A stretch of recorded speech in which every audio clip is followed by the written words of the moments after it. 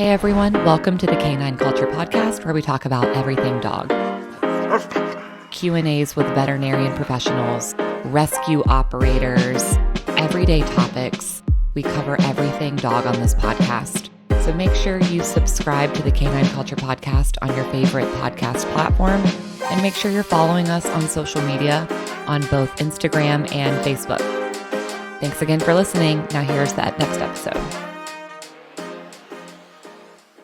Hey everyone, welcome to the Canine Culture Podcast. This is your host, Brittany, and today we're joined by Ryann. She is the founder and head trainer of Lucky 7 Canine. And that's a mouthful. I always want to say Lucky Canine 7. I think it's because I'm dyslexic. It happens to the best of us. So tell us about your training business, the types of clients that you see, and what you normally offer. Yeah, absolutely. So Lucky 7 Canine is founded in representation of the relationship between dog and owner, right? And dog and person. And so we put a tremendous emphasis on owner education as much as we do the training aspect. And so I specialize in and prefer in-home and in public private lessons. Basically get the learner to learn where they're most comfortable and then practice where they're not, right? We do an occasional VIP style boarding train for people that really, really need a little bit extra. But the biggest proponent is making sure that every owner is equipped with the skills that they need to handle their dog in any situation.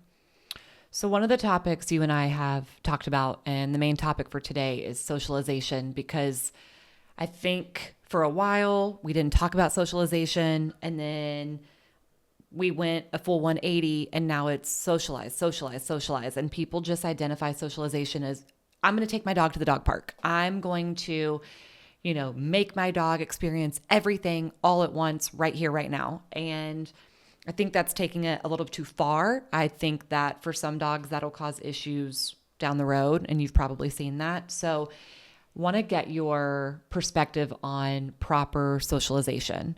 So before we even talk about it, what would you say the definition of socialization is? That's a really great question. And I think it's super important that everybody have a clear understanding of what that does entail.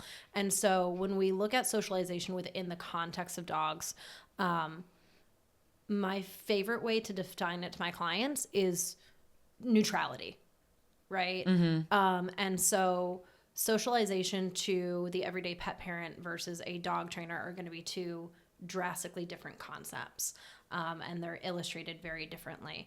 And when we look at how we're creating socialized behaviors, which is a really, really good way to think of it, that has to do with a dog's ability to maintain calm, cool composure, and a neutral presence, regardless of the stimulus, right? And so regardless of the environment, regardless of the dogs in the room, regardless of a bomb going off, if it's going on, I want my dog to just have an understanding that everything is okay. I'm going to let you know what your boundaries are, what's okay, what you need to do. And your dog should be looking to you for those cues and for that reassurance. Would you say that socialization is different if, let's say, you get a new puppy versus maybe a little bit of an older dog versus just a rescue in general, like a rescue dog? Does socialization look different for different categories of dogs? I think that every dog can have strengths and weaknesses. And so as a responsible owner, you should be able to identify your dog's level of comfort in different situations. And so the important part is to have an understanding of what socialization is and what socialization isn't, right? And so you laid it out really well before. To most clients that reach out to me, when you say socialize your dog, it's not necessarily to the world around them. It's almost dog on dog or dog on person, right? And so as a canine, their brains are always looking to see what's going to happen next. What we want to do as owners is create a predictable pattern, right? And so we're setting up a level of anticipation within them. Am I going to anticipate that when I see this dog or this person, we're going to throw a party every single time? What does that result in? A super, super excitable dog. Right. Right. And sometimes that super, super excitement is harder, if not harder to manage than sometimes aggression. Mm-hmm. It depends on the source and the why.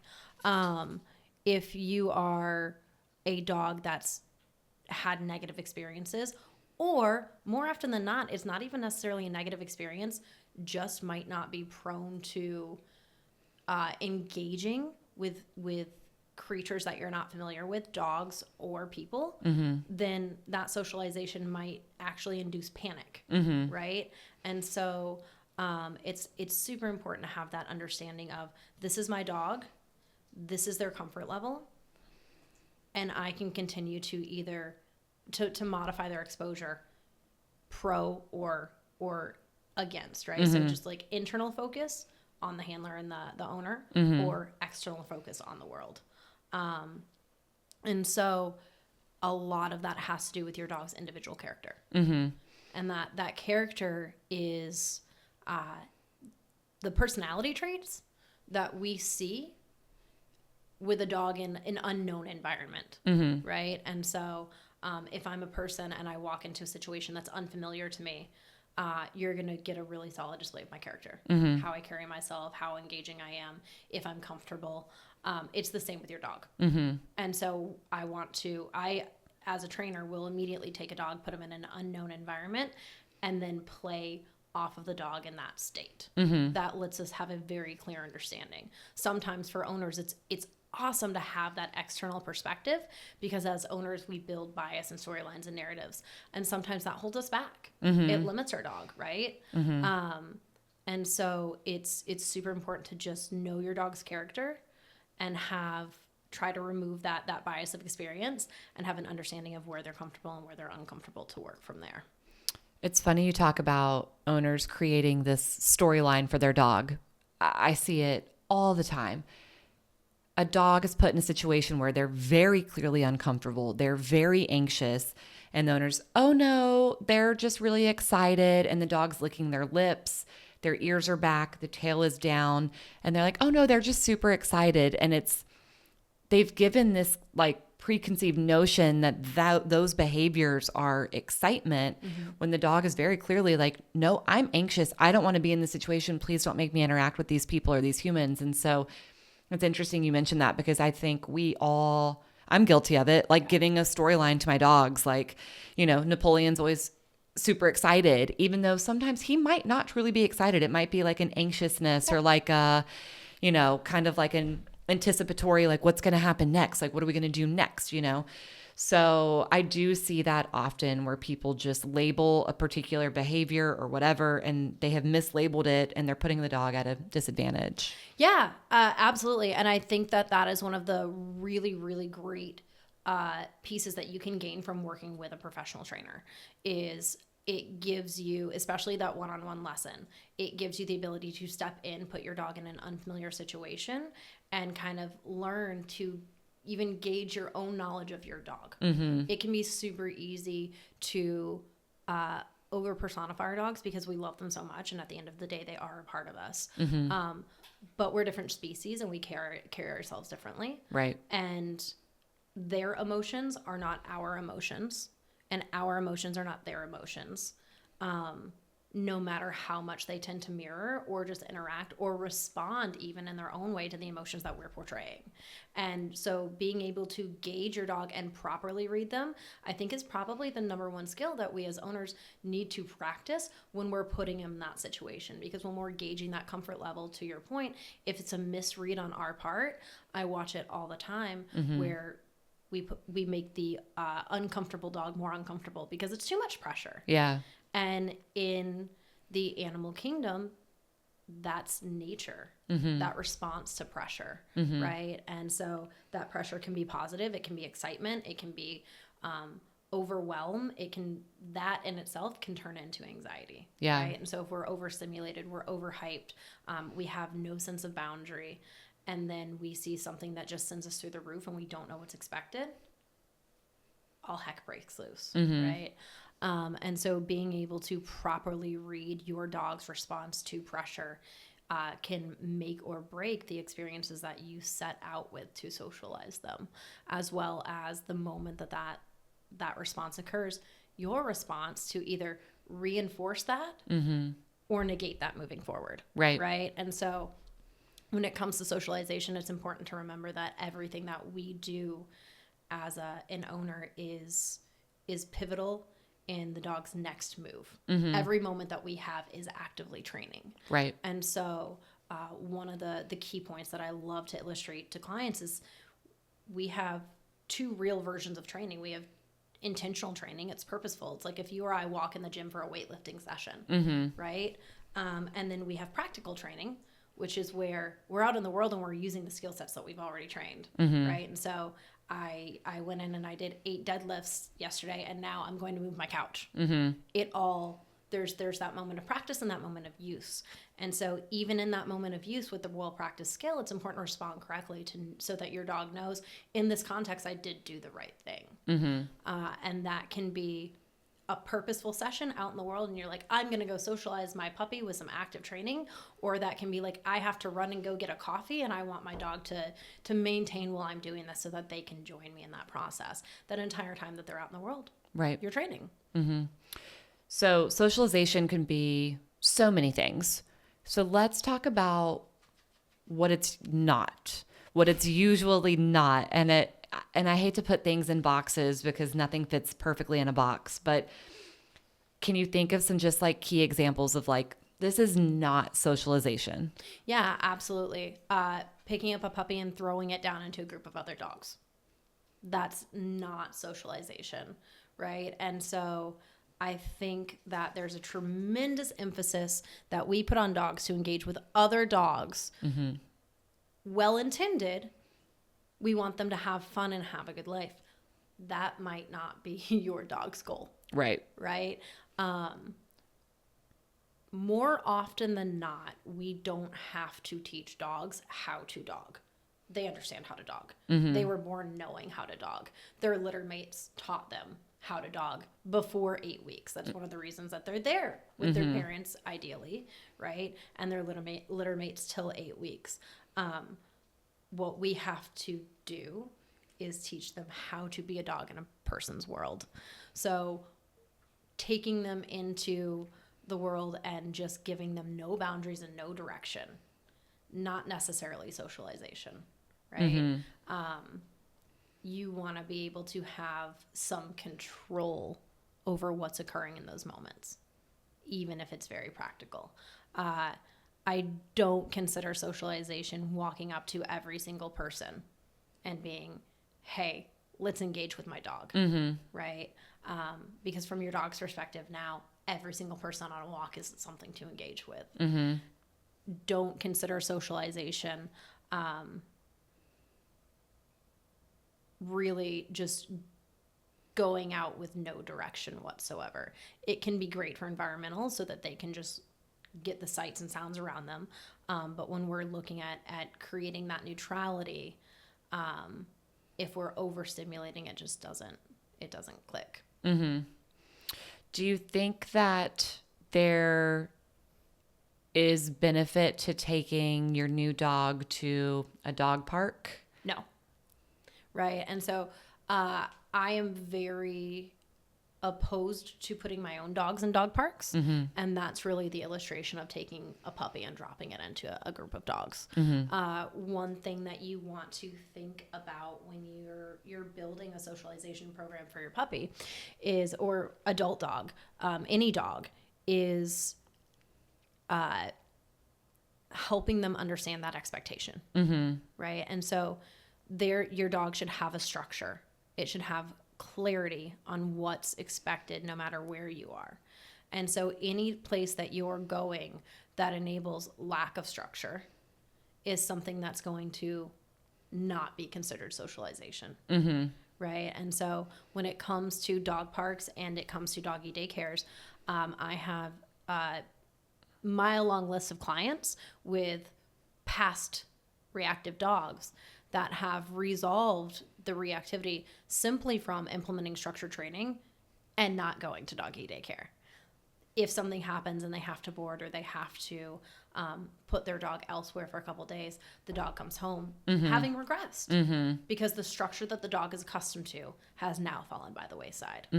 Even if that lack of structure occurs over the course of 20, 30 minutes in an unpracticed household. So if we take the dogs to the dog parks in the afternoon and we're not good at coming home and recreating that structure, then it's one step forward, 6 steps back, right? And so how many times are you going to have to relay that groundwork to get your dog back where you wanted them? I think you taught us a lot about, personally with my dogs, taught us a lot about structure. And one of the biggest things for us in allowing our dogs to, and I don't know if I want to call this socialization per se, but teaching them place. And place is a safe place for them. Of course, they feel safe there. They feel secure. They know what I want from them when I ask them to go. They know I want them to stay until they're broken free from it. And so for our one dog that was very, very anxious around people, would hide from everyone, having him be on place to kind of experience everything and to remain in that neutral place has been really helpful for him. Similarly, our previously aggressive dog, if we want to call him that, reactive, I don't know what label he is. Now he loves everyone. He had a bite count. Yeah, he has a bite count. It's arguably aggressive. There he goes. See? So He said me. yeah, he said me. That's definitely me. Even teaching him place and teaching him like, okay, we've got to keep it a little bit cool when people come over until I give you your command. He's still working on it, but it has helped him. I think he's a little more confident. And I mean, he already loved people. He's already up in your lap now. He already loved people, but now it's like he loves people even more. Yeah. And wants to experience them more. Yep. And I'm happy to say, I don't think we've had a bite for, gosh, it's been months. I lost count. I should really keep a counter on the wall and like 0 days since bite, 1 day since bite. I should keep track of it. I think you had a random one in like April or something. I think something happened in April. Yeah, I think so. So I think with your dogs in particular, and not every place command is created equally. It really is in how it's trained and how it's timed as far as their comfort level, their dopamine dump, and if you're not trained to self-soothe and settle on a place and you're trained to just exist, then for some dogs it can increase the pressure, right? It can be like a shaken can of soda. The second you let them off place, bam, right? We're just going to explode with that kinetic energy. But you guys have done an amazing job of upkeeping training and you laid all of the foundations for Napoleon with some guidance that you guys did phenomenal. And so for Odin, it became that safety, right? He was a dog that very much needed that socialization. And if we think back, he did a couple days extra with me because when we would go out in public, that thrown environment just sent him into a tizzy. And that is that lack of neutrality. Right. In the house, phenomenal. Robotic commands, we're going to do this, we're going to do that. We're cool, we're calm, we're collected, we're ready to go. Walk into PetSmart, can't think. Yeah. And so without having the ability to remain neutral and focus on the execution components, then it just leaves room for panic. Having him work through with things like place and a downstay is amazing because he has something to focus that brain on as he learns like, oh, I'm actually just as safe here as I am everywhere else. Napoleon was the polar opposite, where he was just determined to rule the house no matter what. And so that place command, it taught him to self-soothe. And you guys were one of the best things that you kept up with that is a tough thing to work on as a client is you did a great job of learning to release him from place when he calmed down. And what that does is it patterns their brain to get to a state of calm, to get their ultimate goal, which is to not have to be on place sometimes, right? And so for Napoleon, he learned, oh man, calming down gets me what I want. But then also it kept a boundary around for him where he learned, oh, I have to stay here. everybody else can do what they have to do, and I don't get to control what's going on across the room. Right. And so that is also a component of socialization, is learning that not every decision, are you breathing into my mic? Not every decision that a dog wants to make is up to them to make.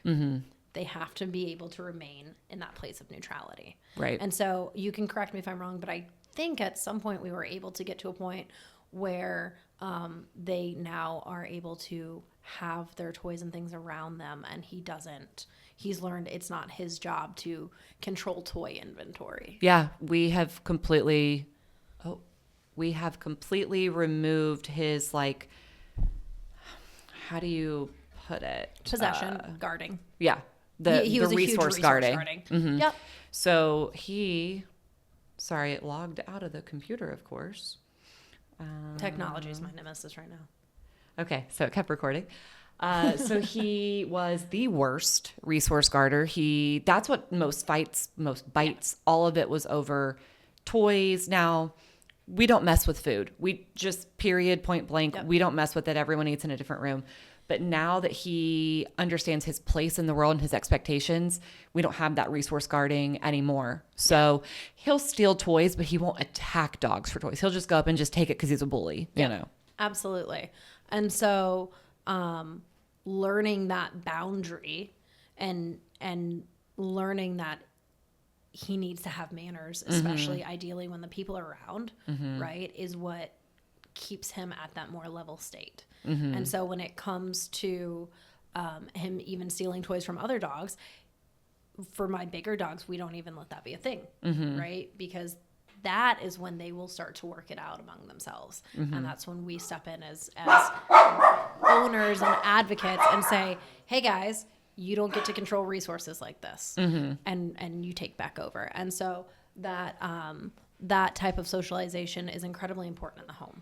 And so what I never want to hear, for the most part, when it comes to dogs, there's always like an exception to the rule. But I never want to hear my clients tell me, I'll just let them work it out. Yeah. No, we're going to fix this. Right. So if people want to find you in Northeast Florida, where can they go online? Lucky7canine.com. And so it's lucky, the word 7, the letter K, and the number 9.com. Awesome. Well, thank you so much, Ryann. We appreciate it. Of course. Thank you for tuning in to the Canine Culture Podcast. Please make sure you subscribe to the Canine Culture Podcast on your favorite podcast platform, and make sure you're following us on social media. If you have any recommendations, any topics that you'd like to hear, if you know of any guests that would be good for the show, or if you yourself want to be a guest, please reach out to us. Send us an email at canineculturepodcast@gmail.com, or send us a direct message on social media. Thank you for listening, and please share this with any of your dog-loving friends.